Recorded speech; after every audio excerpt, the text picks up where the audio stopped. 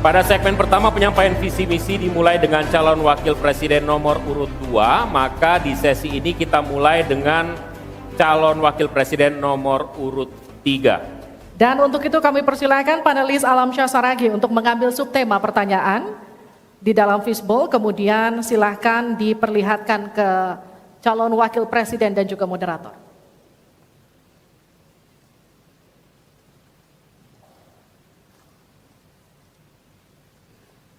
Dimasukkan ke tempat yang kosong, tidak apa-apa Pak. Iya. Tarik saja biar cepat. Yes. Silakan diperlihatkan ke calon wakil. Hanya cukup di tempat nanti Bapak, diangkat saja oleh... Bapak. Baik, tolong dihadapkan ke kami Bapak. Ekonomi kerakyatan digital. Ekonomi kerakyatan digital, oke. Kami akan undang kemudian Bapak Aditya Wardono untuk mengambil undian daftar pertanyaan dari fishbowl. Apakah A, B, atau C? Silakan dibuka Pak. Yes. C. Jadi ekonomi kerakyatan digital C. Kita akan buka amplop pertanyaan, Bapak, masih disegel amplopnya. Dan kami ingatkan kepada calon wakil presiden untuk mendengarkan dengan seksama, karena pertanyaan hanya akan dibacakan satu kali.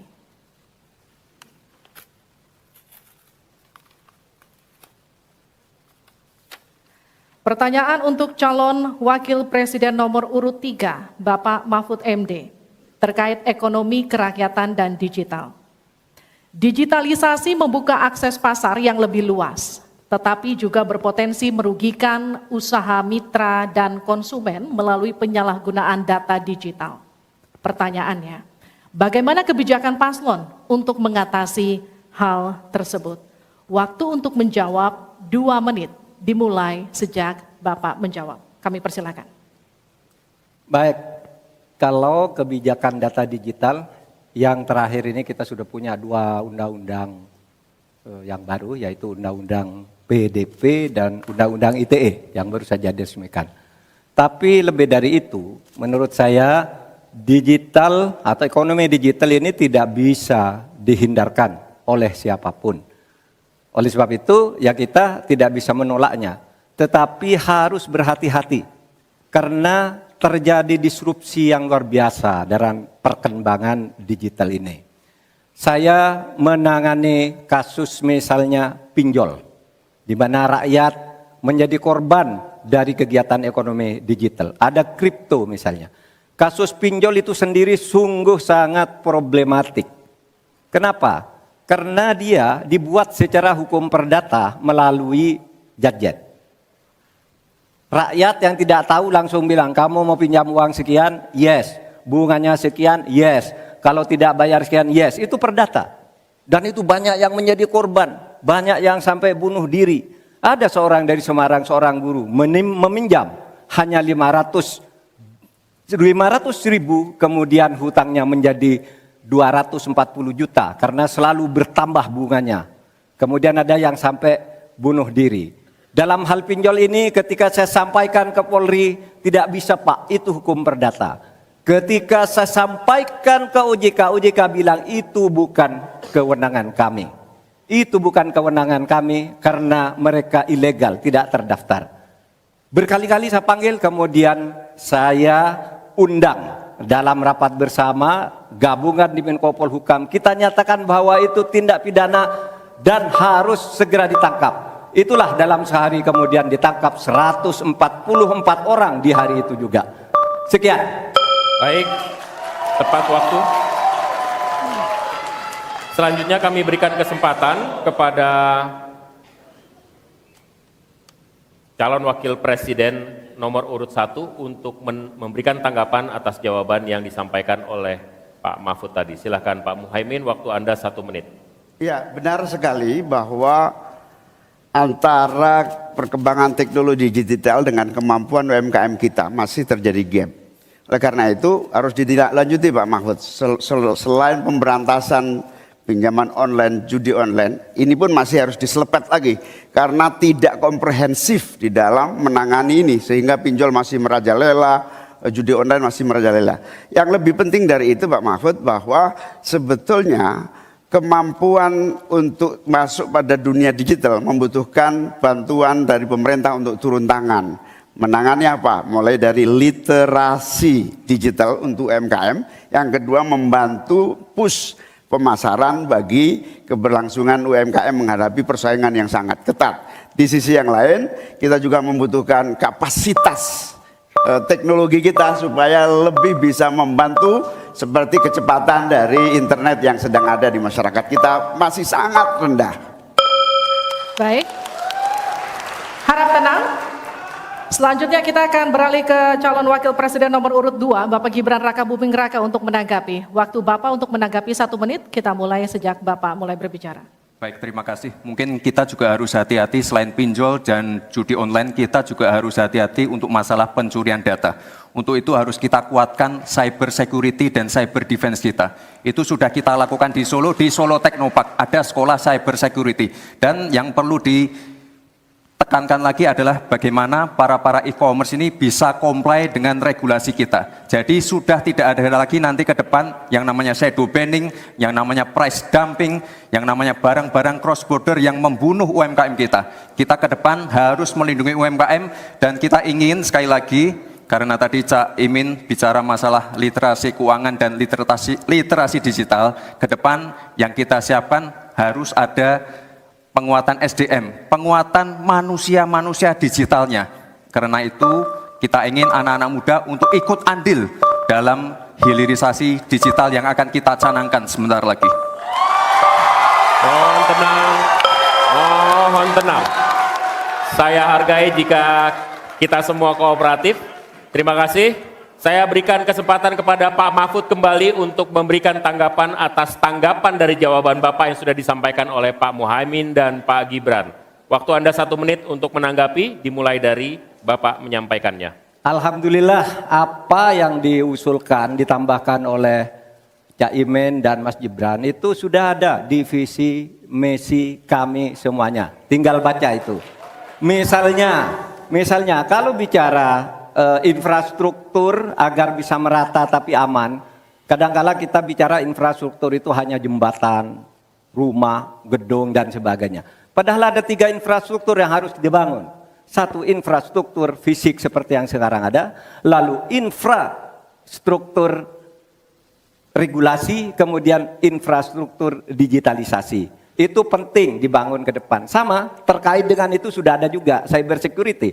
Bahkan saya sendiri yang memimpin rapat di Menko Polhukam dengan memanggil pihak-pihak yang terkait dengan tugas-tugas ini agar cyber security ke depan ditegakkan dengan sebaik-baiknya agar kita tidak selalu kecolongan. Selesai. Mohon tenang. Harap tenang. Belum selesai. Belum selesai. Harap tenang. Oke, kita lanjut ya. Kita lanjutkan. Selanjutnya kita beralih ke pertanyaan kedua untuk calon wakil presiden nomor urut 1, Bapak Muhaimin Iskandar. Untuk itu kami persilakan panelis Bapak Agustinus Prasetyantoko untuk mengambil subtema pertanyaan. Bapak, di dalam fishbowl silakan diperlihatkan selanjutnya ke calon wakil presiden dan ke moderator.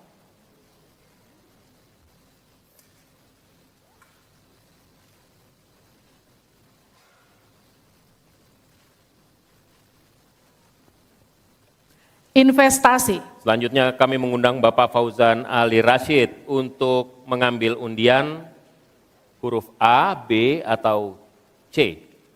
Kita lihat. Huruf A. Baik, terima kasih Pak.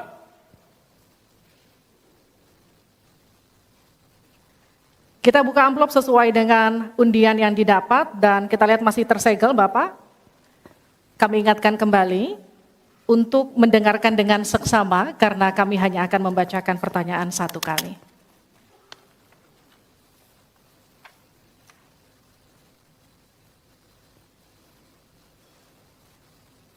Pertanyaan untuk calon wakil presiden nomor urut 1, Bapak Muhaimin Iskandar dengan subtema investasi. Kontribusi usaha menengah terhadap ekonomi kita sebesar 13%, sementara Thailand mencapai 18% dan Singapura 22%. Pertanyaannya, bagaimana strategi paslon meningkatkan investasi untuk usaha menengah dan mendorong usaha kecil naik kelas? Waktu Bapak untuk menjawab 2 menit dimulai sejak Bapak berbicara. Silakan. Terima kasih. Investasi salah satu yang paling penting buat pertumbuhan ekonomi kita.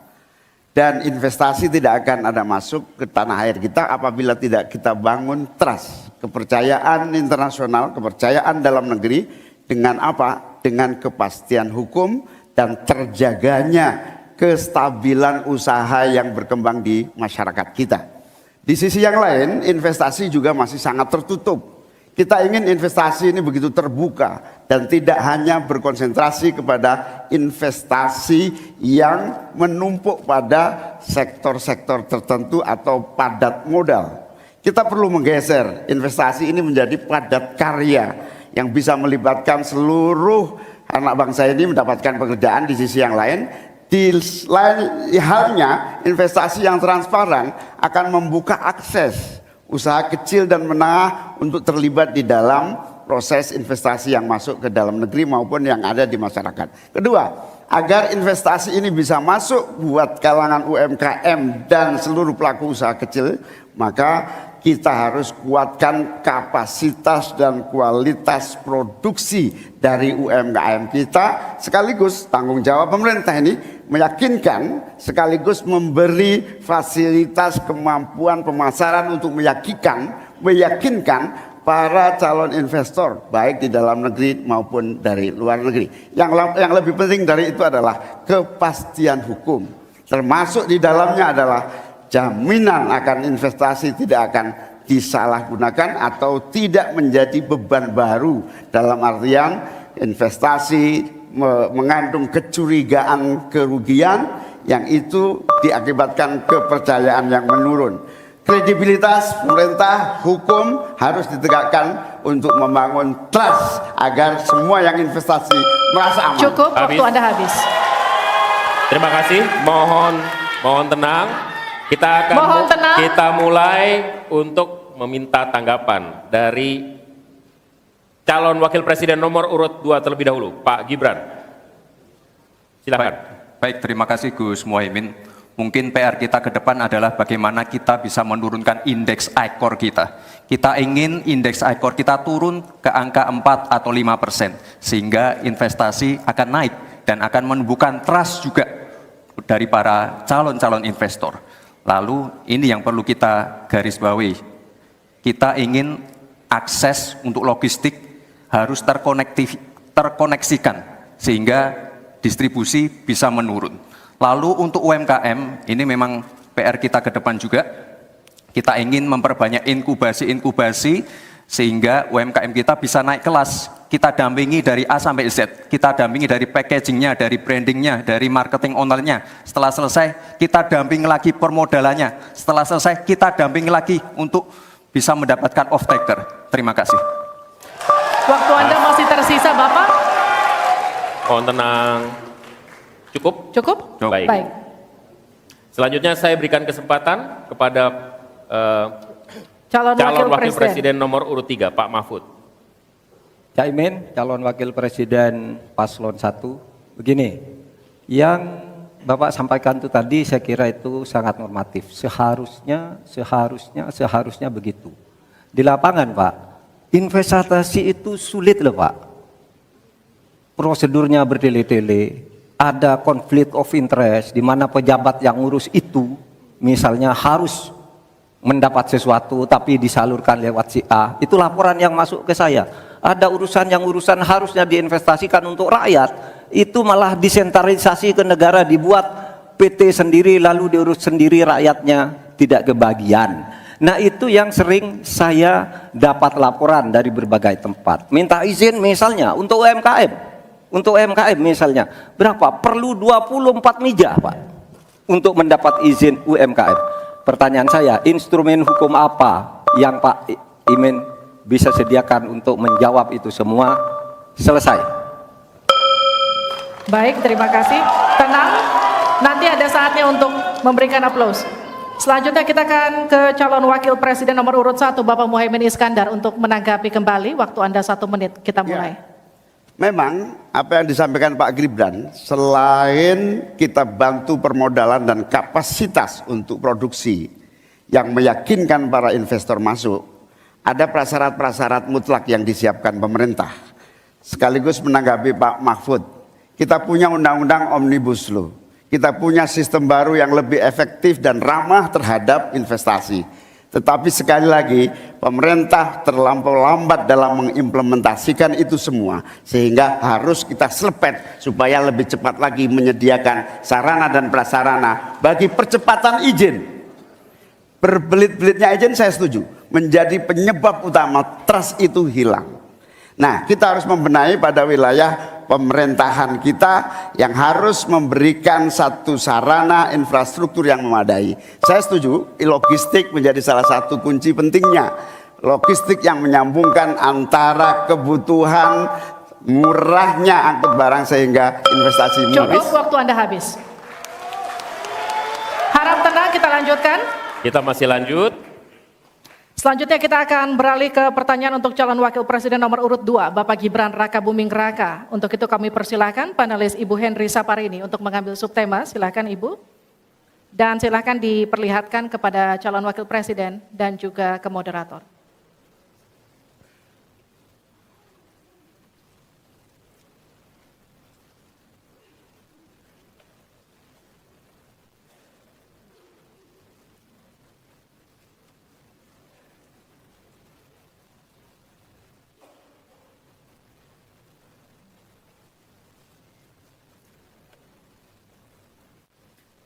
Keuangan, pajak, dan tata kelola APBN APBD. Baik, untuk selanjutnya Pak Hieronymus Rowa, kami mohonkan untuk mengambil undian untuk mengetahui huruf apa yang akan muncul. B, ya. Baik, terima kasih. Kita akan ambil dan buka amplop pertanyaan sesuai dengan undian dan silakan, amplopnya masih tersegel. Kami ingatkan kembali, mohon disimak baik-baik karena kami hanya akan membacakan pertanyaan 1 kali. Pertanyaan untuk calon wakil presiden nomor urut 2, Bapak Gibran Rakabuming Raka. Untuk subtema keuangan, pajak, pengelolaan APBN dan APBD. Hanya sepertiga APBN yang dapat digunakan untuk membiayai pembangunan. Padahal janji kerja program paslon memerlukan biaya tinggi. Pertanyaannya, mana yang menjadi pilihan prioritas anggaran? Pembangunan infrastruktur fisik atau pembangunan kualitas SDM dan ekonomi rakyat? Waktu Bapak untuk menjawab 2 menit, kita mulai ketika Bapak mulai berbicara. Baik, terima kasih. Tidak semuanya harus menggunakan APBN. Contoh IKN. Banyak yang gagal paham. Tidak 100% pembangunan IKN itu menggunakan APBN. Yang digunakan hanya 20%. Sisanya adalah investasi dari swasta dan investasi dari luar negeri. Ini yang banyak yang gagal paham. Lalu kita mengacu ke pertanyaan, infrastruktur fisik atau SDM, dua-duanya penting. Dan dua-duanya harus dijalankan secara paralel. Karena sekali lagi, untuk menuju Indonesia emas dibutuhkan generasi emas. Kita butuh future talents yang menguasai future skills. Untuk itu, di tingkat SMK misalnya, kita perlu alat-alat yang ada di SMK itu bisa memenuhi kebutuhan zaman, kebutuhan industri. Sehingga ketika anak SMK lulus, mereka benar-benar bisa siap kerja, siap menerima tantangan kerja. Lalu, untuk fisik, tidak selalu harus dari APBN, sekali lagi. Bisa kolaborasi, misalnya dengan swasta, dengan CSR. Jadi tidak semuanya harus dibebani oleh APBN. Lalu, apa PR kita ke depan? PR kita ke depan harus bisa menambah penerimaan negara. Untuk itu, kami dari Paslon 2 akan membentuk lembaga badan penerimaan negara yang dikomandoi langsung oleh Presiden. Sehingga nanti ketika berkoordinasi dengan kementerian-kementerian ini bisa lebih luas. Dan sekali lagi kita ingin menaikkan rasio pajak sehingga penerimaan negara nanti bisa kita gunakan untuk pendidikan, untuk kesehatan, dan lain-lain. Terima kasih. Mohon tenang, masih ada waktu. Terima kasih. Saatnya menanggapi Pak Mahfud. Waktu Anda 1 menit dimulai dari Anda menyampaikannya. Mas Gibran, saya sangat tertarik tentang IKN dan itu bagus, harus kita laksanakan sebagai warisan dari Pak Jokowi.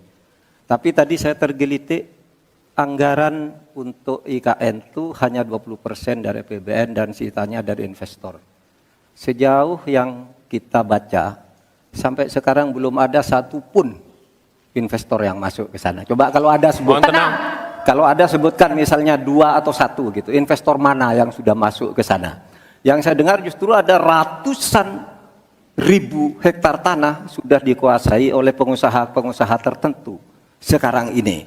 Nah, saya setuju ke depannya itu agar mengundang investor, IKN harus diteruskan tetapi pendanaannya harus sesuai dengan tujuan semula, bahwa itu sebenarnya mengundang investor. Tapi sekarang ini yang sudah jadi itu semuanya dari APBN, sehingga memang diperlukan langkah-langkah perbaikan agar warisan baik Presiden Jokowi ini bisa kita lanjutkan. Terima kasih, selesai. Baik, Terima kasih. kita masih lanjut, mohon tenang. Selanjutnya giliran calon wakil presiden nomor urut 1 Bapak Muhaimin Iskandar untuk memberikan tanggapan. Waktu Anda 1 menit. Kita mulai ketika Anda mulai berbicara. Mohon tenang dulu. Iya. Saya baru tahu kalau boleh di sini juga. Supaya lebih dekat sama panelis. Bisa mulai. Jadi saya setuju bahwa yang paling penting bukan soal infrastruktur dulu atau SDM dulu. Yang paling penting dari ini adalah kemampuan membaca skala prioritas. Seluruh proyek-proyek besar yang ambisius, ini IKN sebagai salah satu contoh saja, itu kalau hanya mengandalkan APBN hampir 500 triliun. Padahal 1% saja dari 400 sekian triliun itu untuk bangun jalan seluruh Kalimantan beres. Membangun seluruh kota-kota di Kalimantan beres. Dan yang paling penting infrastruktur yang untuk SDM 3% aja dari seluruh anggaran IKN itu bisa membangun sekolah dengan baik di seluruh Kalimantan. Itu contoh kemampuan mengambil skala prioritas. Oleh karena itu skala prioritas sangat penting. Mohon tenang. Sekarang kita berikan kesempatan kepada Pak Gibran untuk menanggapi atas tanggapan yang sudah disampaikan. Silakan. Baik, saya izin menanggapi Gus Muhaimin dulu. Saya ingat sekali Gus Muhaimin dulu sempat ikut meresmikan dan potong tumpeng di IKN. Ini gimana? Ini nggak konsisten. Dulu dukung, sekarang nggak dukung karena menjadi wakilnya Pak Anies yang mengusung tema perubahan. Sekali lagi Gus, mohon maaf, IKN ini bukan hanya membangun bangunan pemerintah, tapi juga sebagai simbol pemerataan pembangunan di Indonesia, sebagai simbol transformasi pembangunan di Indonesia. Dan untuk menanggapi Prof. Mahfud, Prof, mungkin nanti setelah pulang dari debat bisa di Google, sudah banyak yang masuk, hanya pada Agung Sedayu. Dan nanti akan tambah lagi mungkin setelah Pilpres, karena mereka akan pasti akan wait and see melihat stabilitas politik di Indonesia. Terima kasih Prof. Baik, silakan berikan apresiasi dan aplaus dulu deh. Biar semangat semua. 1, 2, 3 pendukung-pendukungnya silakan bersemangat memberikan apresiasi.